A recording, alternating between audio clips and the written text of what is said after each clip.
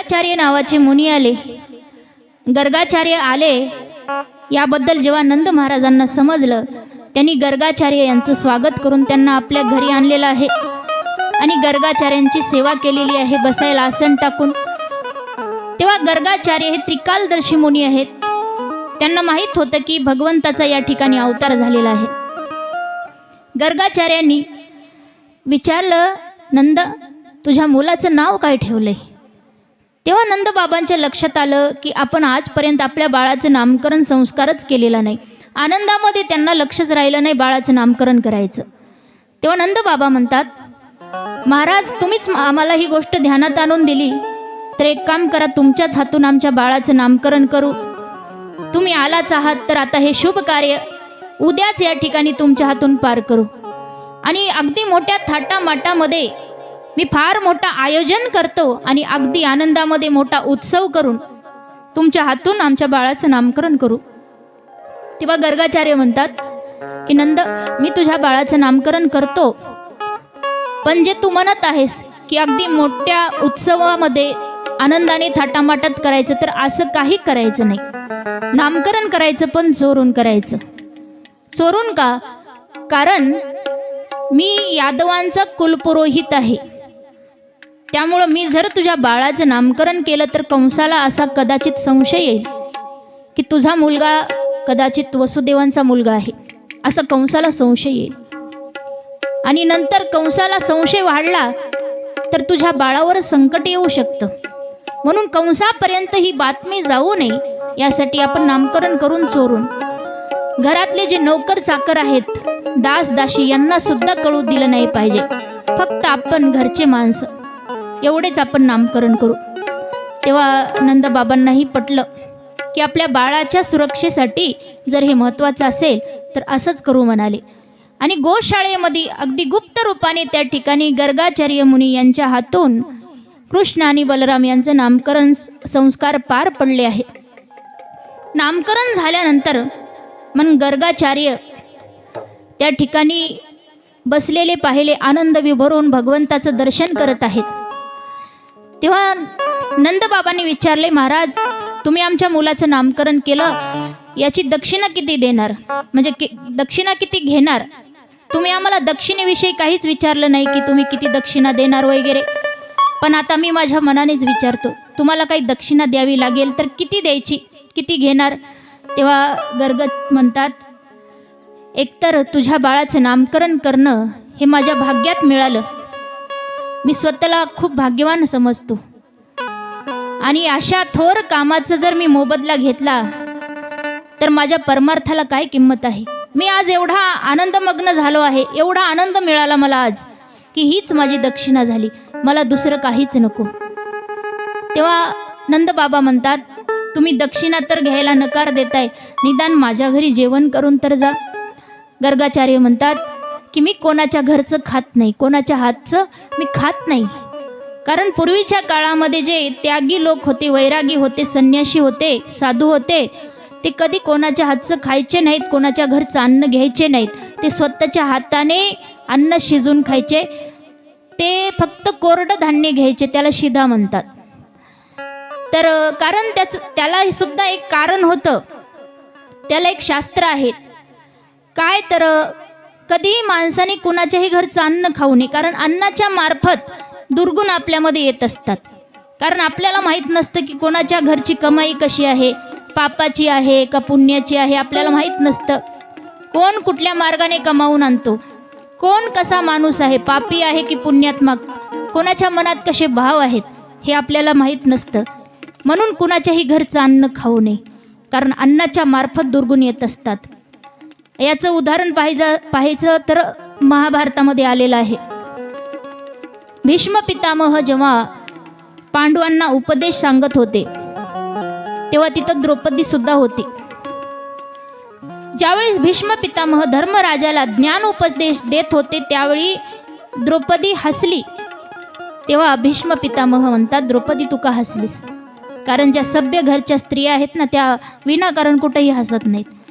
तू हसली, त्यामागे काहीतरी कारण असलं पाहिजे, तेव्हाच तू हसलीस. तेव्हा द्रौपदी म्हणते, मी यासाठी हसले, ज्यावेळी भर सभेत माझी विटंबना केली जात होती त्यावेळी तुम्ही देखील त्या ठिकाणी उपस्थित होता. त्यावेळी हे तुमचं ज्ञान कुठे गेलं होतं? तेव्हा तुम्ही शांत बसला होतात. आज जे तुम्ही माझ्या पतीला या ठिकाणी ज्ञान उपदेश देताय, त्यावेळेस हे ज्ञान कुठं गेलं होतं तुमचं?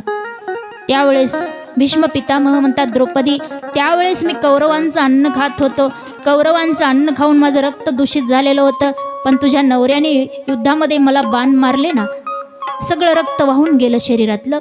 आता मी पवित्र झालोय. कारण अन्न खातानाही 100 वेळा विचार करून मगच अन्न ग्रहण करावं. आणि इथं बसलेल्या महिला मंडळ, तुम्हालाही एक विनंती करते की तुम्ही जेव्हाही स्वयंपाक कराल ना, घरच्या माणसांसाठी जेव्हाही तुम्ही स्वयंपाक कराल, तेव्हा प्रसन्न मनाने स्वयंपाक करायचा. असं समजायचं की मी देवासाठी नैवेद्य बनवत आहे, असं समजायचं. पण काही काही महिला एवढ्या जीवनावर उदास झालेल्या असतात ना, एवढ्या उदास झालेल्या, काम करत असताना, स्वयंपाक करत असताना चिडचिड करतात.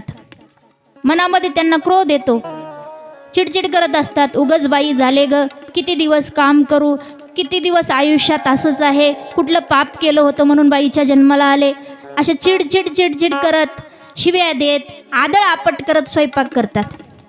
मग ते अन्न, ते भोजन जो कोणी ग्रहण करतो त्याच्याही मनामध्ये क्रोध निर्माण होतो. म्हणून आजकाल माणसं रागीट बनत चालले, क्रोध वाढत चालला. त्याचं कारण, तुम्ही भोजन बनवत असताना प्रसन्न मनाने, चांगल्या भावनेने भोजन बनवा, स्वयंपाक करा. खाणाऱ्याच्याही मनामध्ये तसे चांगले सात्विक भाव येतात. म्हणून ही काळजी घेत जा, अशी छोटीशी विनंती तुम्हाला. कारण अन्नाच्या मार्फत दुर्गुण येत असतात, पण कोणाच्या मनात काय चाललंय हे आपण जाणू शकत नाही ना. म्हणून पूर्वीचे जे साधू संत आहेत, ते कधी कोणाच्या हातचं खायचे नाहीत. म्हणून ते फक्त कोरडं धान्य घ्यायचे. आणि कोरडं जे धान्य आहे, शिदा म्हणतात त्याला, त्यात कुठलाही दुर्गुण नसतो, दोष नसतो. म्हणून ते स्वतःच्या हाताने भोजन बनवून खायचे. गर्गाचार्य म्हणतात, नंद, मी काही तुझ्या घरचं, म्हणजे तुझ्या पत्नीच्या हातचं, कोणाच्या नोकर चाकर दासदासी यांच्या हातचं खाणार नाही, पण मला शिधा दे, मी त्यापासून काहीतरी बनवेल, माझ्या हातून मी भोजन बनवून खाईल. तेव्हा मग कोरडं धान्य दिलं. शिधा दिल्यानंतर त्यांनी सुंदर अशी भगवंताला खीर नैवेद्य म्हणून बनवलेली आहे. गर्गाचार्यांनी देवाच्या समोर ताट वाढलेलं आहे आणि देवाच्या नामाचा जप करत बसले. तेवढ्या देवाने विचार केला की आज मला भक्ताने खीर खाण्याचं आमंत्रण दिले. आणि परमात्मा तिथं आले. एक घास खीर खाली. ती इतकी गोड आणि इतकी मधुर होती की देवाला राहवलंच नाही. देवाला वाटलं अजून एक घास खावा. अजून एक घास खाला की देवाला वाटलं अजून एक खावा. असं करत सगळी खीर देवाने खाली. जेव्हा गर्गाचार्यांचा जप पूर्ण झाला, डोळे उघडले तर ताट रिकामं. त्यांनी यशोदा माईला हाक मारली की यशोदे, माझी खीर कोणी खाली? मैया म्हणाली, मला माहीत नाही, माझं लेकरू तर पाळण्यात झोपलंय. मग कुणी बाहेरचं लेकरू येऊन खाऊन गेलं असेल तर मला माहीत नाही, मी पाहिलंच नाही. तेव्हा गर्गाचार्य म्हणाले, ठीक आहे, काही हरकत नाही, मी दुसरी खीर बनवतो. पुन्हा परत एकदा खीर बनवली, ताटामध्ये वाढली, देवासमोर ठेवलं. आता जप पूर्ण झाला होता, पण चोर पकडायचा होता म्हणून अर्धेच डोळे झाकले ना अर्धे उघडेच ठेवले चोर पकडण्यासाठी. तेवढ्यात बाळकृष्ण रांगत रांगत आलेत आणि खिरीच्या ताटात आता हात घालणार एवढ्यात गर्गाचार्यांनी पटकन हात पकडला आणि म्हणतात, काय रे चोरा, खीर खातोस? देव घाबरले.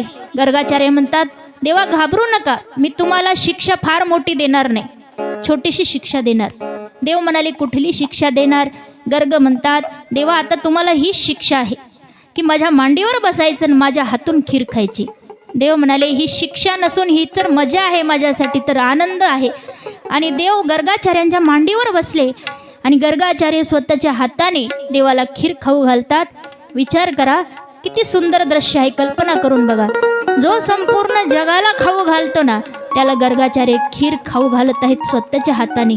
आणि गर्गाचार्यांच्या डोळ्यातून आनंदानं अश्रू येत आहेत.